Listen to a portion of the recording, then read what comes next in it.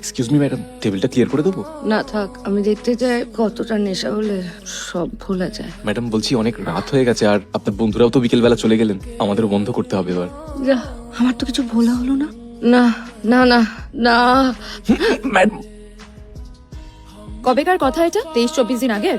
তার মানে সেই রাতেই ঢলাঢলিটা হয়েছিল। চন্দ্রিমা পড়ে যাচ্ছিল বলে ধরেছিলে, নাকি ও ড্রাঙ্ক ছিল বলে সুযোগ নিয়েছো? তুমি ওয়েটার বলেই ধরে নিলেন আমি সুযোগ নিয়েছি।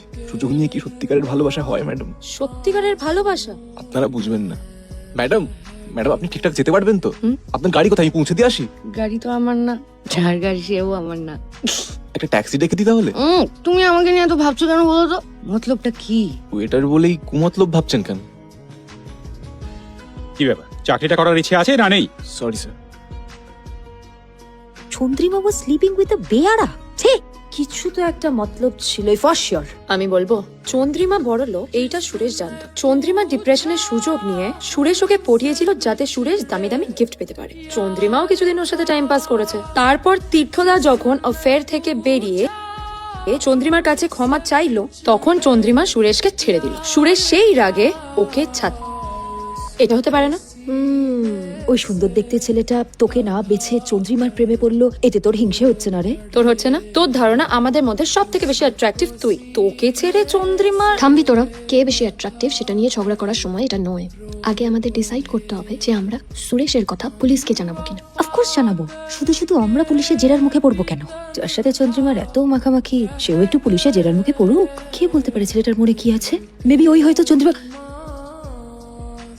দিদি ভুল বলেনি, আসলে হিংসা হচ্ছিল আমার। আমরা সবাই ওই রেস্টুরেন্টে গিয়ে সুরেশের সাথে কম বেশি ফ্লার্ট করেছি।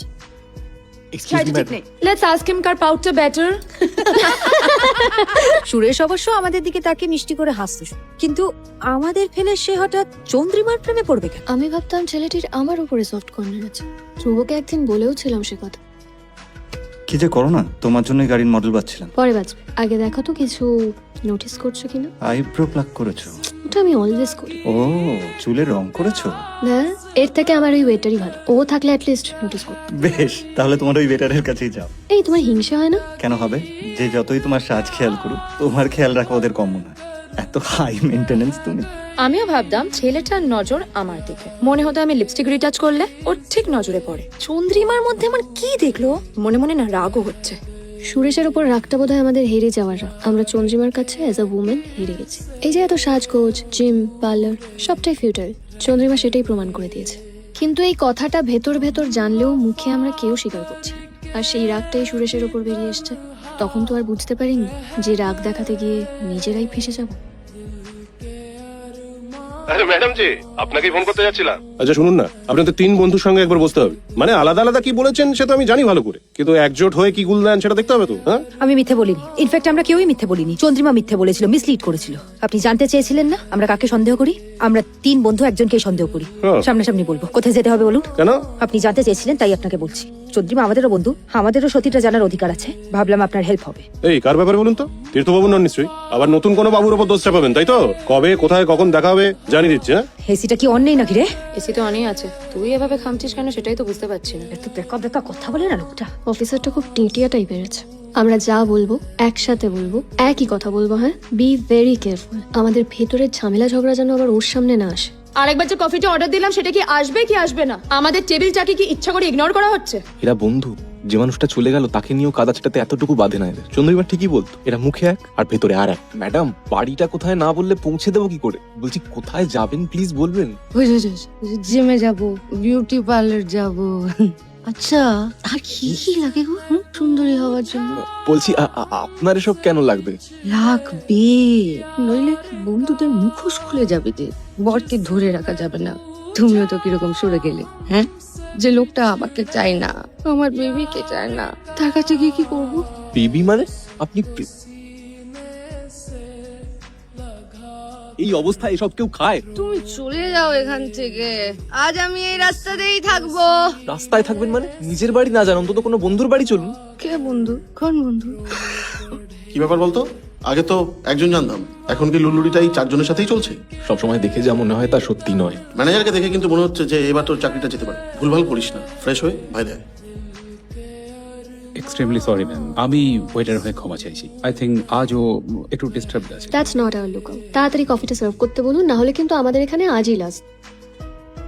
4টে কাপ কেন? আমরা কি 4 জন আছি? অভ্যেসবশত দিয়ে ফেলেছে বোধহয়। ট্রু লাভের ভূত দেখছে মনে হয়। ও বলেছিল আমি চলে গেলে ওদের আমায় ভুলতে দিও না, তাই ভুলতে দিচ্ছি না। চলে গেলে মানে? তখন বুঝতে পারিনি, এখন মনে হচ্ছে বোধহয় ভেবেছিল খেলায় আপনারা হেরে গেলে আপনাদের মাথা ঠিক থাকবে না। যদি কিছু করে বসেন। এই শোনো, কোন খেলার কথা বলছো তুমি? কোন খেলার কথা বলেছে তোমাকে চন্দ্রিমা? সাবধান ম্যাডাম, সরি এরকম একটা জায়গায় আপনাকে আনতে হলো। No problem. আসলে আমার বাপের বাড়িটাও অনেকটা এরকমই ছিল। সবার বাড়ি উল্টে যাবে, কে থাকবে আর কেই বা যাবে, কে হারাবে কেই বা পাবে। খেলতে খেলতে পিছলে যাবে। নোংরামোর একটা অমোক টান আছে জানো, ওরা এড়াতে পারবে না। খেলবে ওরা, হারবে ওরা। কি খেলা ম্যাডাম? আগুন নিয়ে খেলা। খেলার শেষ অব্দি যদি আমি না থাকি, তুমি কিন্তু ওদের আমায় ভুলতে দেবে না। কতটা জানো তুমি খেলার ব্যাপারে? সব। চন্দ্রিমাকে আপনারা যা বলেননি তাও। পুলিশে ফোন করেছেন বোধহয়, কি বলবেন ভেবে রেখেছেন তো? আমায় যেটা করলাম যা জানি সব বলে তো, আমাকেও তো জানতে হবে ম্যাডাম। সুরেশ ইজ ব্ল্যাকমেলিং আস। ওর কথা আমরা পুলিশকে জানালে ও সব বলে দেবে। কি বলবো এবার আমরা পুলিশকে? কার উপর সন্দেহ আমাদের? সবকিছু গুলিয়ে যাচ্ছে। একদিকে অনির্বাণ আমার অ্যাফেয়ারের কথা জেনে গেছে, আর অন্যদিকে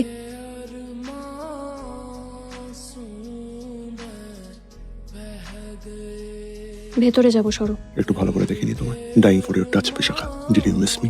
প্লিজ নট নাও, দেওয়ালেরও গান আছে।